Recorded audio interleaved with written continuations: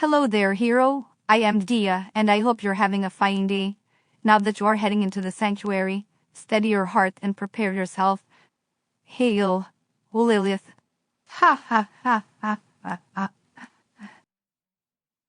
Thank you, Dia. Looks like Canary is out today, and we're not going to Sanctuary yet. That'll be a week or so from now. Anyways, let's go back to why I'm posting this video.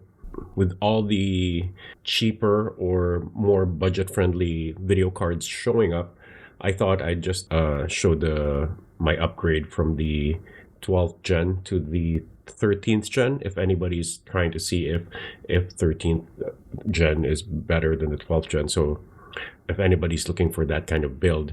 So I used to have a i7 12700K, and I just upgraded to a 13700K a few months ago, but I still kept my MSI Z690 DDR4 motherboard and still using the 64GB T-Force DDR4 3600 memory along with that. So basically, when I built the system, it was during the crypto craziness, so everything was expensive, and the DDR5 was just crazy expensive too. Even though the prices are lower now, there's still a price gap. Anyways, long story short, between the 12700K and the 13700K, I did not notice any difference on the daily stuff I do, the daily task I do. Long story short, if you want to save money, just get the 12th gen. I don't think there's going to be any issues if you're just using office applications, gaming. Especially with gaming, I really didn't even see that much change. Of course, it's all dependent on your video card, right? Save your money, put the money elsewhere, put it on the GPU and the monitor, so you could save a couple of $100. Anyways, so here I basically have the 12th gen data here and the 13th gen over here. So you know what? Let me remove myself. So 12th gen, you got let's just go with the the stock values. So 3D Mark CPU test got 10,100, and then for the 13th gen is 12,900. Overclocked, I got around 3% on my 12th gen and 2% on the 13th gen. I did notice, overclocking is a silicon lottery. It was easier for me to overclock the 12th gen versus the 13th gen. That's just how it is. I think there was just a couple of cores on the 13th gen that were just hitting high temps, so I didn't want to spend too much time trying to tweak it. So I think I ended up with a 5.5 gigahertz. I think I ended up with around 5.5 or 5.6. I have to double check. Now going back, so you have the 12th gen. It's fairly close, right? Just look at the numbers here. So all of these are just fairly close numbers. So like an overclocked 12th gen is close to the base or default 13th gen, just a few differences in a bit. They're fairly close to the 13th gen. I mean, there's a gap when it comes to multi-core, of course, that's expected, but like single threads, you would see this one is pretty close, like single thread, right? Cinebench single thread, 1888 on the stock, 1987 overclocked, and then the default clock for the 13th gen is 2050, right? So it's fairly close when it comes to the single thread performances, and it's on the multi-threaded ones that, of course, the extra threads from the 13th gen really help. So you'll see a bigger gap, a wider gap, like from the default to default. Even the overclocked to the default is fairly big. So this is a 22520, 22601 to the 30956 of the base of the 13th gen, right? But in practical terms, though, the difference is negligible if you're just using office applications and gaming. It would probably be application specific depending on what you're working on, or if your work needs more cores. Actually, even the GPU would matter, right? Depending on what you're working on. So if, let's say, you're working on AI technology, you might actually prefer to use a certain GPU versus another, and certain CPU versus another, right? So you kind of have to actually research what specific one that is, like even for creators, right? So people who use a Premiere. So I myself was using Premiere. Now I'm using DaVinci Resolve now. And I kind of did notice that it's better on the 13700 than the 12700, but because I don't use it every day. So it's not really a big deal for me when I'm compiling the stuff, the videos and everything. I kind of just run it at night and then leave it alone to finish. So it doesn't really impact my daily job. But if that's your daily job, the extra core might be better. And, maybe you need to really find a better setup for you. But if you're on a budget too, if you're in a budget and then it's also work related where you're earning money, it might be worth it to even move to a DDR5 if it helps your specific application. So it's very application and job specific, but in general, the rest of the stuff, like with most applications, you probably won't really notice a difference between the two, right? If you really want to save some money, yeah, I would go with the 12th gen and even with DDR4, just because there's still a big difference between the two. Actually, let's check it out, how much the difference is. So remember, when I built my system before, it was during a couple of years ago, it was still, the crypto and the pandemic supply chain issue, right? So that's why everything was just expensive then. Okay, so here, so you could see here, so you got it's around $100 difference between the 12700K and the 13700K, right? So you got the 313 here and 409 here. If you go to the KF, right? So if you go to the KF, if you don't need the iGPU, you just 288. You actually save a couple more bucks. You just save more money on that, anyways. Okay, for motherboard, let's check out the difference on the DDR4s versus DDR5s. And let me choose the 7900 and 6900 versions, just because at least there you have the option to overclock if you want to. The other version will probably be cheaper, but let's just use this as a reference since I have a Z690. Here it's, wow, a lot of sub $200 Z690. So this is actually great pricing, right? So let's see if I can find my motherboard here. Well, I'm not sure. Are they not selling my motherboard anymore? Oh, here. Oh, wow. It is still pricey. That's surprising. Well, I guess in a way it's good. I mean, I really like my motherboard, but it looks like it kept its price. But look at all these available sub $200 motherboard now. Before it was like maybe one or two sub 200, and even that it was like close to 200 still, like when I got mine, anyways. Now compare that to the list of Z690 and Z790 and Z690. That's DDR5. So there are still semis. Yeah, you have a few sub 200 motherboards, but pretty much they're already stepping on the, with tax. Let's say you add the tax, you'll be stepping on 200 already compared to this. So you got 130s, right? 130s, 140s, 150s, up, straight 180s, 170s. There's a lot of choices now. You got ASRock, MSI, ASRock, MSI Pro, Asus, 190 Asus, a gigabyte. But here you got ASRock, Gigabyte. It's all it's basically 180, 190, and 200, right? It's still lower than how much it was before, because DDR5 itself, they're a lot more pricey. But yeah, you could still save a few bucks for using a DDR4 motherboard. And you could actually check out a lot of reviews from, I believe Gamers Nexus and Hardware Unboxed did a comparison between the memory types, right? DDR4 versus DDR5. So it's very dependent on application, and if the application can use the bandwidth of DDR5 anyways, and how fast is your DDR5, right? If you're budget constrained, I suggest just go with DDR4 and go with 12th gen Intel. Save some money, put your money in a decent video card and monitor, depending on what you're doing, right? So if you're a gamer that really don't have any specific application that would use all the extra cores that the 13th gen have, so it might not even be worth paying for that. But let's say if you have a very loose budget, if I'm building it right now, I'll definitely go 13th gen and DDR5. So that's my take on this. So I've had this data for a while. It's just that I thought, so with everything, with all the prices really, getting to the reasonable values now, I just thought, hey, if somebody wants to compare a 12th gen and 13th gen, so there, and then let's move on.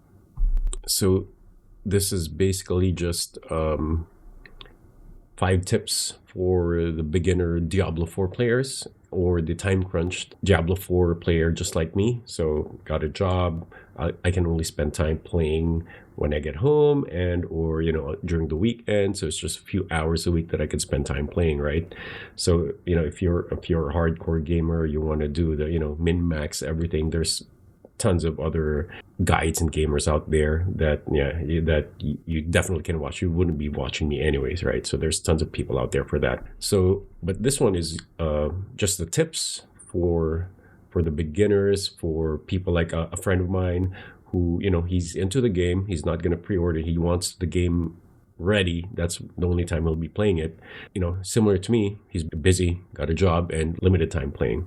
And of course, and for the other people who's also similar to me, who played maybe the last ARPG was Diablo 2, and then it's been such a long time that played it, and it might take a while to get your feet wet and get into the game and the groove again, right? Hopefully these 5 tips could help you. So the first tip I could give is set your world tier on how you want to play it. I suggest choosing world tier 1, right?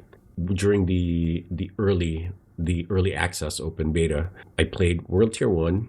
It was fine. It was nice. It was good getting to the groove of it, and then it kind of got a little bit easy, right? So I was like, it wasn't challenging enough. So I did shift to world tier 2 while playing it, and it was better. I was dying during the game, so that was good. Where it was challenging, where I had to pay more attention to the game, right? Where I got to be attentive and make sure that I have the right gear, I'm upgrading my stuff, and just having a strategy, not just going in and just shooting or hitting all of them, and then they'll all just die, right? So basically, choose the world tier 1 if it's more fun for you and the challenge is good enough. Don't go to world tier 2. You don't have to choose the veteran challenge, because if you're time constrained too, maybe you don't want to spend time trying to figure out some stuff. It might be just more stressful for you.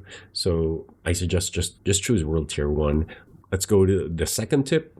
Is on the start of the game, especially the early parts of the game, make sure you update your options, your menu options, your graphics options, your controls, right? Your bindings, especially your bindings, right? So the graphics part, it depends on what your graphics card is, but make sure that you're getting good FPS. Depending on your graphics card, you might be able to use FSR or DLSS, lower the resolution or put it higher depending on how you like the quality of the graphics, right? Just do that on the start so you'll have a better experience once you go along. During the beta, it took me until the second beta to kind of figure out how I would like to set up my key bindings and my mouse control, right? On the controller, it might be similar, or it could even be easier on the controller, right? Depending on how you feel like doing your combination, the buttons on the combination. But on the mouse and keyboard, when I first started playing, I had issues hitting the other buttons that'll open up the menu and stuff like that. So it was kind of a mess during the first time I played it. And then on the second beta, I was able to kind of figure out how I wanted the controls to be working out and how I wanted my controls to be set up. On the start, set up your graphics, your controls, your key bindings. There's also an option to check your FPS. I think it's a Control R or something like that, and even the latency. So if you want to look at that, you could turn those on and then monitor how your FPS is and how your latency is.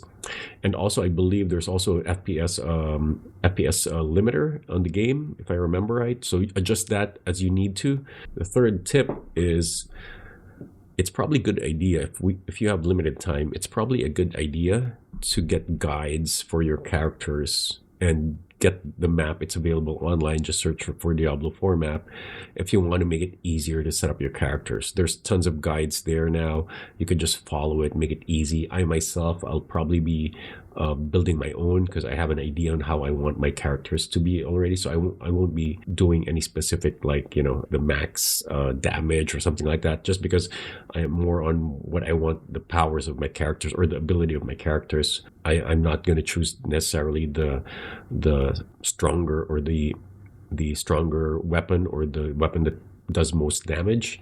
It'll be more of a what weapons I would like to see them have and what abilities I would like to see them have. But yeah, for time crunched people, there's tons of guides there. If something looks good to you, you just follow those guides. It'll help a lot, especially in building characters. It'll save tons of time. Okay, the fourth. So the fourth, now this is a big one in a way. Especially if your spouse, wife, husband, partner is not a gamer, right? You gotta tell your spouse, your girlfriend, your boyfriend, your partner, your wife, your husband, that gaming is kind of like reading a book, watching TV, or doing an activity basically. And then when you're playing, you'd be busy playing. Tell them that, think of it like you're doing yoga, or you're reading a nice big book, or you're hiking for the day, or you're gardening outside, right? Because you'll need time to play the game, and you need time to enjoy the adventure and the story, right? Non-gamers, no, they don't understand that this is like watching a movie or reading a story or another hobby or activity that we like to do and we like to enjoy. So because they don't understand that, you got to kind of explain that to them, right? So, but of course, you got to expect to do some honey-do list, finish some honey-do list to make sure you're not just hunkering down and leaving your laundry out there, or like not filling up the gas in the car, or some like not helping out with the groceries or some stuff like that, basically.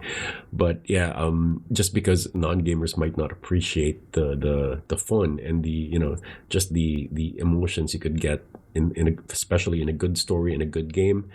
It's unfortunate, but you kind of have to remind them that it's also an activity. Maybe it's not something they understand, but they probably know what when you're doing or you're doing a hike, right? It's just like that, or reading a book, right? So they leave you alone, or when you're binging a show or a movie, right? It's something similar. Yeah, hopefully you get the okay and the go, and yeah, just do the honey-do list and make sure you're when you're in the cave, right? When you're in the zone, you already did a lot of the other stuff outside, so you won't be you'll be left alone doing your activity in Sanctuary, right?